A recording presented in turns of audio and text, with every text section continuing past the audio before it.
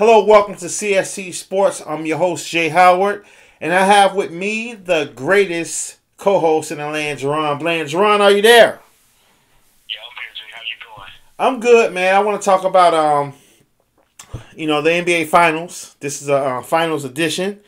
We talked about the playoffs. We did the playoffs. Did a quick rundown of the playoffs. My team didn't make it. Spurs, they didn't make it. Your team is still here, OKC. So I'm assuming you took OKC going into the finals, right? Yeah, that's right. I got them winning in 6 games. That's my prediction.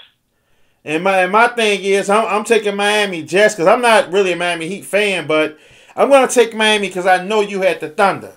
So what happened in tonight's game? Give me real quick what happened. How did the Heat lose tonight? What happened?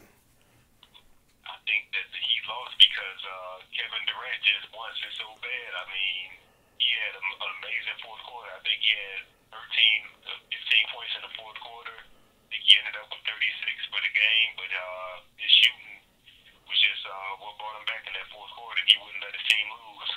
You know what's funny to me is that I look at OKC, and what I see in OKC reminds me of those Pacer teams with Reggie Miller. You know, they have like the Davis boys. They have the type of players that like to hustle and rebound and do dirty work. And they have three scorers. And they have a couple of shooters on the bench. Unlike the Pacers, they didn't have a true number two scorer or number three scorer like OKC has. But the team is put together perfectly, having three dominant scorers, guys that can create their shot off the dribble and that's willing to defend. They're not tough defenders, but they're good defenders. I think in this series, I think the big men in OKC allows the three scorers, Harden, Westbrook, and Durant, to do their thing and their score. And I don't think they have a lot of pressure on them. Durant shot pretty well tonight. He took 20 shots and hit almost all of them. You know what I mean? And Westbrook played phenomenal. They didn't use Harden that much, but what's your take on game two? Do you think they're going to use Harden more, or how do Miami adjust? I think they will. Like tonight, Harden ended up with only 5 points. Like you said, he really didn't take that many shots. They really didn't feature him that much in the offense. So I think that he will have a bigger role in game two to take a little bit of pressure off Durant. Although Durant, like you said, he scored the ball efficiently. He had a good game, but I think they're going to change it up and feature Harden a little bit more, which is going to open things up for everybody else. Like he'll make it easier for Westbrook and for Durant. You know what's funny? I think Scott Brooks. I don't think that because Harden didn't score a lot, that was a big thing or something. Like a lot of people might say, well, they got to get Harden into it. I don't think so. I think Scott Brooks narrowed it down to, he said, you know what? I'm going to have these two guys do the bulk of the scoring. I want everybody else to be lights out on defense so they won't be able to foul out or can keep them out of foul trouble. You know what I mean? I think that's the type of game Scott Brooks want. He want the pressure on Miami to say, you know what? You're going to keep your stars out here, and you guys going to have to defend as long as you stay out here.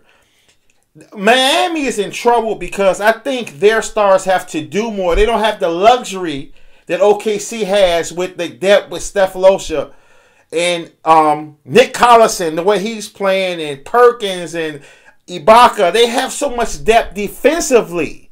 I mean, these guys can take turns getting 5 minutes here, 10 minutes here, sitting down, resting, coming back in. Durant shoots the ball well, get his assist. Westbrook gets his assists and his points, and everybody else is nickel and dime Miami. What do you think Miami can do to counter and win game two? I mean, I really don't think there's much they can do. Like, especially in the first half, they get contributions from their role players. Shane Beatty had a big first half. He had 3 or 4 big 3-pointers. I think he ended up with 17 points. Chalmers hit a few threes. I mean, they got pretty much all that they can get from their role players, and I really don't see them playing much better than they did this game. So I think Excuse me. Brian and Wade both go off and get 30 to 40 points like they capable of doing. I really don't think there's much they can do to have a different outcome in game two. Well, this is game one. We're talking about game one. And I'm saying this for the fans that's watching. I think what Miami going to have to do to end this segment on CSC Sports, Miami, it's not over with. Despite what Jerron is saying, he's pretty much saying you guys are maxed out with your talent. I disagree with him, and I'm going to tell you what you need to do, Miami. You need to go kind of small. You need to play your bench depth and your younger legs. That's the same thing what happened in San Antonio. San Antonio lived with the veteran savvy guys and they died with them. You have a little bit more fresher legs than San Antonio have, Miami. So you can play the James Jones and the Mike Millers and the Norris Coles and those type of guys. I think the biggest thing that's going to hurt Miami in this series is that Chris Bosh has fell in love with shooting threes. I think that he hit a couple of them in the last series and he has fallen in love with that. And it also could be a sign that he's not all the way healthy. So what I think in this series, I think Miami's going to have to throw in the kitchen sink. Everybody is going to have to play to be able to rest guys and to throw different looks at OKC. I think the Miami Heat will win game two in a decent fashion. I'm giving them probably a 12-point win over them. I think Miami's going to come out and do their thing. I think Dwayne Wade has another level left. Even though he looks like he's on the decline for some reason, he looks sore. But I think it's another level left in Dwayne Wade in this playoff push to get another ring. I think it is. And I think Dwayne Wade is going to show out the next game and at least get 27 to 30 points. You have any closing words for game one? No, I mean, I think that... Make it quick. We got like 10 seconds. I just think that was a sign of things to come. Okay. Till next time, go to my website, www.cscsports, and check out the finals with the Miami Heat and OKC.